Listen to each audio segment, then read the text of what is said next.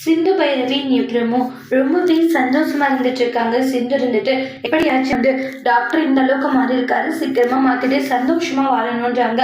சிந்து கிட்ட அவங்களுடைய அம்மா இருந்துட்டு, சிந்து உங்ககிட்ட கொஞ்சம் பேசணும் அப்படின்றாங்க. சொல்லுமா, என்ன விஷயம்? இங்க பாரு, நீயும் சிவா மாப்பிள்ளையும் சந்தோஷமா தானே இருக்கீங்க அப்படின்றாங்க. அம்மா சந்தோஷமா தான் இருக்கோம்மா, என்னம்மா ஆச்சுன்றாங்க.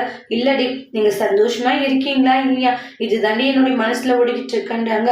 பெத்தவங்க பொண்ணுங்க சந்தோஷமா இருந்தா அவங்க சந்தோஷப்படுறதுக்கு வேற என்னடி வேணும்ன்றாங்க. அம்மா நீ நினைக்கிற மாதிரி ஒண்ணுமே இல்லை சரியா, உண்மையிலேயே நாங்க சந்தோஷமா தான் இருக்கோன்றாங்க.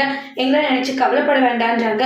பைரவமே சந்தோஷமா இருக்கா, அதனால நிறைய விஷயங்களை யோசிச்சு உன் மனசை போட்டு கொலிப்பிக்க வேண்டாம் அப்படின்னு சொல்லிட்டு இருக்காங்க. எப்படியோடி நீங்க சந்தோஷமா இருந்தா எனக்கு அது போதுன்ற மாதிரி சொல்லிக்கிட்டு இருக்காங்க. சிந்து இருந்துட்டு சீக்கிரமா வந்து பைரவியும் இருக்கிற எல்லா பிரச்சனையும் சரி பண்ணிட்டு ஆறுமுகத்தோட சந்தோஷமா வாழணும், நானுமே டாக்டரோட மனசை மாத்திட்டு சந்தோஷமா வாழணும், நாங்க மட்டும் பிரிஞ்சுட்டானா அது அம்மாவால தாங்கிக்கவே முடியாத ஒரு கஷ்டமா இருக்கும்ன்றாங்க. ஏன்னா அம்மா வந்து எப்படியாச்சு நாங்க சந்தோஷமா இருப்போம்ட்டு பல கனவுகளோடு இருந்துட்டு இருக்காங்க. அப்படி இருக்கும் போது இப்படி எல்லாம் நடந்துருச்சுன்னா அப்புறம் தேவையில்லாத அவங்களுக்கு தர்ம சங்கடமா ஆயிடும் அப்படின்ட்டு ஃபீல் பண்ணிட்டு இருக்காங்க. அடுத்து வரக்கூடிய பிரமோல சிந்து என்ன செஞ்சு சிவாவுடைய மனசை மாத்த போறாங்க அப்படின்ட்டு நெக்ஸ்ட் வீடியோல பார்க்கலாம். தேங்க்யூ.